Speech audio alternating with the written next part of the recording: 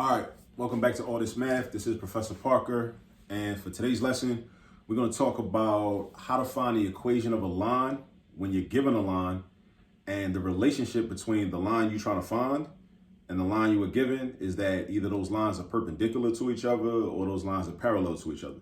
Now, this is a classic type of Algebra 1 problem that you really need to know how to do because you're going to see it. You can't avoid it, right? And it really just involves us having an understanding of slope and also a couple things we got to do in order to write a new equation of a line. So let's first look at our example, what it says.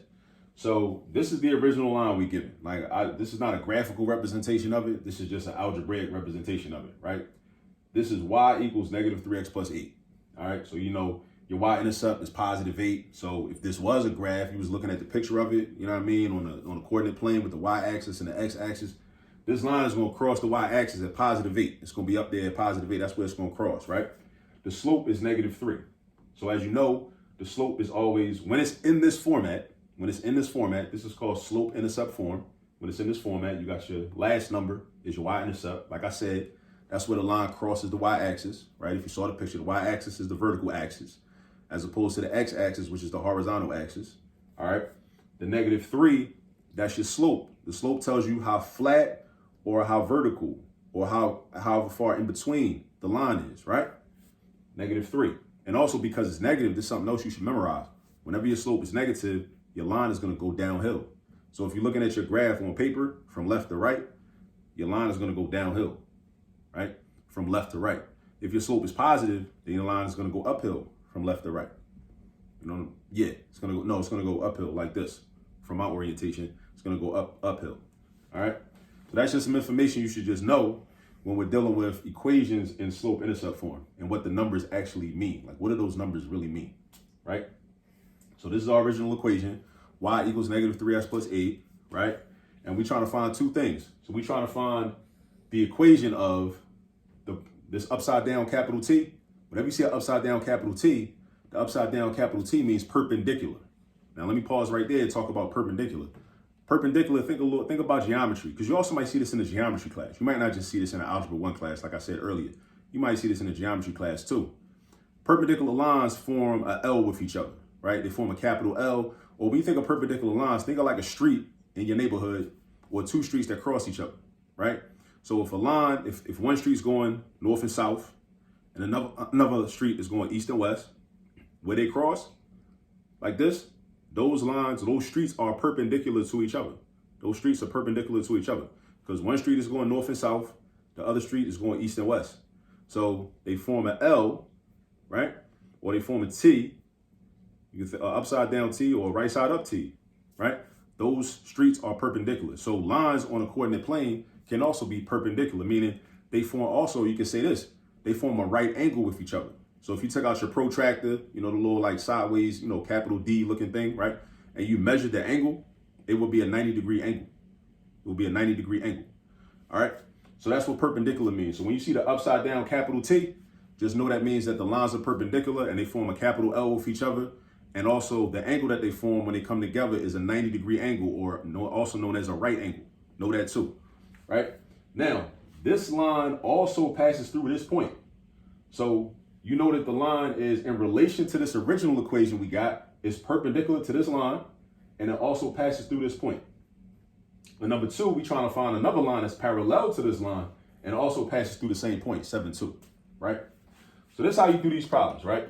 Whenever you see something that talks about like something being perpendicular or something being parallel, that's your clue to look at your slope. It's all about the slope. Go straight to the slope. The y-intercept is not really that important initially, right? It will be important, but initially it's not. It's all about the slope. So that should like trigger you, right? When you're doing math and you see certain things, you should automatically get triggered, right? So when you see perpendicular and parallel, you should get triggered to think slope. Slope. All right, what's my slope? First thing, what's the slope of the line that I'm given in the first place? What's the slope of that, right? The slope of that is negative 3. So write that down. We should write that down off to the side somewhere. So I'm going to say M equals negative 3, right? And also another thing, X is not part of the slope. I cannot stress that enough. X is not part of the slope. The slope is the coefficient of X. The slope is always just the number next to X. I know a lot of people they feel more comfortable saying the whole term, negative 3x. No, the slope is just the number next to x. That's what the slope is, right? Just pull out that number. It could be a fraction. It could be a decimal. It could be positive. It could be negative. As you see right here, this is a negative number, right? The slope is not x. The slope is the coefficient of x. So it's the coefficient of this x term, right? Which is negative 3, which tells you how many x's you have. You have negative 3 x's, which basically means you owe somebody 3 x's, really. So anyway, you start out with that. You label the slope. That's the first thing you gotta do. I say all that to say, first thing you gotta do is you gotta label the slope, all right? Then, because the line you're looking for, you see the upside down T, is perpendicular. Because it's perpendicular, this is what you gotta do. In order to find the slope of that line that we're looking for, you gotta do 2 things. And you gotta memorize this. You gotta memorize this. You gotta do 2 things. First thing is, you gotta flip that number. Second thing is, change the sign. You gotta do those 2 things. You gotta flip and then change the sign. Now, you don't necessarily have to do it in that order. You might change the sign first and then flip. It doesn't matter. But you gotta do those 2 things. There's no real order of operations to this, right? It's whatever. You just make sure you gotta flip. And when I say flip, what I mean, if I wanna be more sophisticated, I might say, take the reciprocal. Because that's what your textbook will probably say anyway. It's probably say take the reciprocal, which is cool. It's cool that you know all the different terminology, but you know, when I'm reading those textbooks and I see you take the reciprocal, in my mind, I translate that as flip it upside down, right? The numerator goes down, denominator goes up. That's what I do, right? And you can do that too. So if I flip negative 3, you might say, well, how am I gonna flip negative 3? It's not a fraction. You're right, it's not a fraction. But what if I wrote it like it was a fraction? See, with math, you got power. You got the power to manipulate things and make things look in different ways as long as they are equivalent, right? So if I know I need to take the reciprocal, but I say, well, I only do reciprocals with fractions. So how am I gonna take the reciprocal of a number that's not a fraction? All right, make it a fraction. Make it a fraction. Now, but you gotta know how to do that. The way you make any number into a fraction, whether it's positive, negative, big, small, whatever, you just put a 1 underneath of it. And that automatically makes it a fraction. So I could do this. I could say, all right, negative 3 over 1. Negative 3 over 1. Now it's a fraction now. Now it's a fraction. So what's the reciprocal of negative 3 over 1? 1 over negative 3 is the reciprocal of negative 3 over 1. I did the first step. I flipped it. Now the 1 is up top. Now look, the 1 is up top and the negative 3 is down at the bottom. So I got 1 over negative 3. I flipped it. Real easy. Straight up. Real easy. Now the second thing is to change the sign. So even though the negative sign is with the negative 3, that makes the whole fraction negative. So when you're dealing with a fraction, if one of your numbers is negative, that makes the whole fraction negative. If both of your numbers is negative, that makes the whole fraction positive. So because my negative 3 is negative and my 1 is positive, that means you got 2 different signs. Remember, a fraction is like a division problem. In a division problem, when you divide a positive by a negative, you end up with a negative quotient anyway, right? So that makes this whole fraction negative, just like with a division problem. So you got a negative fraction, and then what you want to do is you want to change the sign. So if it's not going to be negative, then it's going to become positive. So if I change the sign, now I got positive 1/3. So this right here is real important because this is the slope of the new line that we're looking for. That's the slope of the new line that we're looking for. So we started out with this line, and any line that's perpendicular to this line is going to have a slope of 1/3. No matter what the y-intercept is. Any line that's perpendicular to this line is going to have this slope, 1/3. How do I know that? Because I did the 2 steps. One step, I flipped it. I took the original slope, which was negative 3. I made it look like a fraction. Then I flipped him, right? I flipped him. Then after I flipped him, I changed the sign. It went from negative to a positive, right? So I got 1/3, all right? Now, the other thing I need to do is find the equation. So when I find an equation, in slope-intercept form, I need a new y-intercept. Well, I need to know what my y-intercept is, right? Now, I use this point to figure that out. Now, it's a couple ways we could do this. Some teachers like to recommend using what's called point-slope form. Some teachers recommend using slope-intercept form and just solving for b. I mean, I could go either way. I guess I do have a preference. I like to just rock out with like slope-intercept form throw the numbers in there, solve for B, and be done. That's what I like to do. So that's what I'm gonna do right now. But you could do point slope form and plug the numbers in and just kind of simplify, right? But like I said, I like to do slope intercept form, so I'm gonna just do that, right? So if I use slope intercept form, I first write the general form of slope intercept form. So I write y equals mx plus b, right? And because I'm trying to solve for b, to find what b is in my new equation, right? I plug in everything that I know. So if my point is 7, 2, right? The first number is my x value, the second number is my y value. First number is x, second number is y. So my y is going to change to a 2, because that's my y value. So I got a 2 right here. My m, the m is my slope. Remember, m is your slope. And the slope of the new line we're looking for, we did this work right here. We flipped and changed the sign. We got positive 1/3. So I'm going to replace m with 1/3. So I got 1/3 right here. And then I'm going to put parentheses and put my x. What's my x value? My x value from the new point, the new line, is 7. So then I got 7. And then I got plus b. So 2 is equal to 1/3 times 7 plus b. That's my equation. And once I solve for b, then I'm going to have all the information I need to write the equation. Now, how do I solve for b? First thing you got to do is you got to simplify here. You got to do the 1/3 times 7. Now, these are math fundamentals. Now, this you'll see in algebra. This type of problem, you'll see this problem in algebra. You see this problem in geometry. But let me say this real quick, right? Because a lot of people have complaints about algebra and geometry. The reason that a lot of people have complaints about algebra and geometry is because when they were in elementary school or doing elementary level math, they didn't spend, either it wasn't taught to them properly, or they didn't spend enough time practicing doing fundamentals like multiplying fractions. Because in algebra or geometry, you're going to have to do this, right? Eventually, you're going to get to a point where you see a problem like this, where you got to do 1/3 times 7. And if you don't know how to do 1/3 times 7, then you can't do this. But dig this though, 1/3 times 7, that ain't algebra. I mean, you can consider it algebra, but that's a fundamental that you'll see way before you even get to an algebra class. You'll see it way before you get to your 10th grade geometry class. But if you don't know how to do it, if you never learned how to do it way back in the day, then when you see it here, you ain't gonna be able to do it. And you're gonna be thinking, oh, geometry too hard, algebra too hard. Nah, it ain't the algebra or the geometry. It's the elementary math. It's the how to multiply fractions. Because some people out here doing this, they think you gotta do 7 times 1 and 7 times 3. Tripping. To get 7, so you're gonna have 7 over 21. Nah. 7, just like we changed this to a fraction, 7 is the same thing as 7 over 1. So you're going to do 1 times 7 and then the 3 times the invisible 1 right here. It's 7/3. Well, think about it like this. If a third is a thing and then you multiply that by 7, how many thirds you going to have? You're going to have 7 of them. 7/3. How many thirds? 7 of them. So this is 7/3. But I just want y'all to think about that. Anybody that, like, when you get stressed out in your algebra class or your geometry class, it ain't even the algebra or geometry. It's the math fundamentals.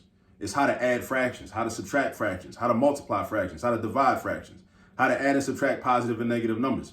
It's those things that are getting you caught up, and then you end up blaming it on the algebra or the geometry, but it really ain't the algebra or the geometry. It's the math fundamentals. And you got to, all is not lost. You can still go back and practice and learn that. You can do that. All right. So now 1/3 times 7, like I said, it's 7/3. All right. So now we're going to have 2 is equal to 7/3 plus b. Now, here's where it gets a little tricky too. I'm trying to solve for b. So that means I need to isolate b by itself on the right side of this equation, which means I need to get rid of this 7/3. So then I got to think to myself, how do I do that though? How do I get rid of 7/3? I apply the opposite of 7/3. 7/3 is a positive fraction. What's the opposite of a positive fraction? A negative fraction. The negative is going to be negative 7/3. So meaning I'm going to subtract 7/3 on the right-hand side of the equation, and I'm also going to subtract 7/3 on the left-hand side of the equation. But again, elementary math. If you don't know how to do 2 minus 7/3, you're going to be stuck, and you're going to be frustrated. But you're going to think that the issue is algebra, and it really ain't the algebra class material. It's the math fundamentals. It's the math fundamentals. So what I recommend is, like, if your math fundamentals ain't strong, go make them strong. Go make them strong. It's not too late. Don't be embarrassed Don't be thinking like, oh, well, that's elementary math and I'm in 9th grade, or that's elementary math and I'm in 10th grade, or I'm in 11th grade. I'm too old for that. No, you never too old for that. You never are too old for that. Just like with sports, you never stop doing fundamentals. You never stop practicing fundamentals. Just because you already know how to do it don't mean you don't continue to practice it. You never stop practicing fundamentals. All right, especially if you're not good at the fundamentals. You got to learn it. So you got to know how to do 2 minus 7/3. Because over here, I'm going to do minus 7/3. They're going to cancel out. Then on the left side, I'm going to do minus 7/3. Right? So I'm going to look at it, and then it's going to be, that's going to be equal to B. So 2 minus 7/3, I know in my head that, okay, what if I change 2 into a fraction? If I change 2 into a fraction, that's got a common denominator with negative 7/3. That means I want 2 to change into a fraction that has a denominator of 3. So I can flip 2 and change it into 6/3. Because 6 divided by 3 is 2. 6 divided by 3 is 2. So I could change this 2 into a 6/3. So I can say 6/3 minus 7/3 equals negative 1/3. Because you got 6/3 and then you're taking away 7. So you're going over to the negative side. You're going to end up with negative 1/3. But again, these are math fundamentals. Like knowing how to, like what I just did in my head, I changed 2. So first, let me break it down. Let me write this up, right? So I got 2 minus 7/3, right? First thing I want to do is I want to make 2 into a fraction. So I'm going to change 2 into 2 over 1. Boom. Then I'm subtracting 2 fractions. So I need an LCD in order to do that. In order to do that, I need an LCD, right? So I need these two denominators to be the same. So the least common denominator of 1 and 3 is 3. So then I got this, right? 1 goes into 3 times. So I got to multiply 2 times 3 to get 6. 3 goes into itself 1 time. So this is basically going to be the same. 6/3 minus 7/3 is negative 1/3. But if you don't know how to do this, when you sit in an algebra class or a geometry class, you're going to be lost. And it's not even going to be about the algebra or the geometry. It's going to be about the math fundamentals. So do yourself a favor. Go get that practice with them fundamentals. You got to know the fundamentals. You got to know how to crawl before you walk. How you going to walk if you don't know how to crawl? You got to know the fundamentals first, right? So B is negative 1/3. Now we got enough information to write our equation for number 1. Find the perpendicular line passing through this point. So the line that's perpendicular to this, that passes through this point, it's got a slope of 1/3, and my y-intercept is negative 1/3. So how do I write my answer? I follow slope-intercept form. I always replace my m and my b. I never replace y and x in my final answer. When I'm trying to get b, I'm going to replace the y and the x, but I'm kind of just doing that as a maneuver to try to figure out what I don't know. But when I write my final answer, remember this. When you write your final answer will have a number in the place of m and b only. I'll say it again because it's very important. When you write your final answer will have numbers in the place of the variable m and the variable of b only. You're going to have your y and you're going to have your x. Those letters are going to be there. So I'm going to write it like this. Y equals 1/3 x minus 1/3. This is the answer to number 1. This is the answer to number 1. Some people might write it as x over 3. That's another thing I want to say to you too. X over 3 is the same thing as 1/3 x. X over 3 is the same thing as 1/3 x. All right? This video getting a little long. So we're almost up on 20 minutes. Time flies when you're having fun, right? But let's get to number 2. So this symbol right here means parallel. You see the 2 vertical lines next to each other? That means parallel. Find the parallel line passing through 7 and 2. So the line is parallel to the original line we started with that passes through this point. Now, here's the rule about parallel lines. When lines are parallel, or they go like this, right? Or they go like that, right? They'll never intersect each other, and they're equidistant in terms of their length. Each point is equidistant, right? In terms of their length away from each other. Now, the slopes are exactly equal. Right? They're exactly equal. So if the slope of this line is negative 3, then the slope of the new line is going to be the same exact number, negative 3. All right? So I don't got to do the 2 steps that I got to do when it's perpendicular. See, when it's perpendicular, I got to do more work. I got to do the 2 steps to find my slope. But when the lines are parallel, I don't got to do no work. Like if I know the slope of that line, then I automatically know the slope of the other line. It's the same thing. So if it was -3, it's still going to be -3. All right. So that means my M is -3, but I still got to find my y-intercept though. I still got to find my y-intercept. So what I'm going to do is I'm going to go back. I'm going to use y equals mx plus b again. We'll write a 2 right here. This is what I did. This was number 1 right here, right? Now for number 2, I write y equals mx plus b, right? Now, I'm trying to find b, right? I already know m, and I know y and x because I got a point. So I replace everything I know. Like I said, I replace everything I know, and I'm going to solve for b, right? So what do I know? I know y, which is this right here. I know m, which is the same as it was in the original equation. And I know x, which is the 7 right here. And I got to solve for b. So what do? It looks like this. It's going to be 2 is equal to -3 times +7 plus b, right? So I simplify -3 times 7. I'll do that multiplication. I get -21. Remember, a negative times a positive is a negative.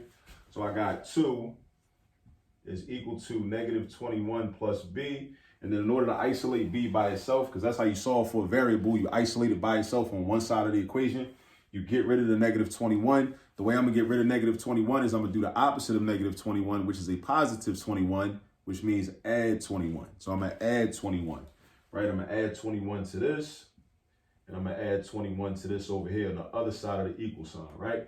21s cancel out. 2 plus 21 equals 23. So that means that my y-intercept, or my b value, my lowercase b value, is a 23.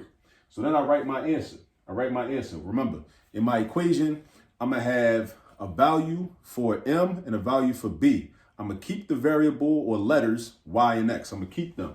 So I got y equals -3x plus 23. Draw your box like that. And that's the answer to number 2. All right. So this was the answer to number 1.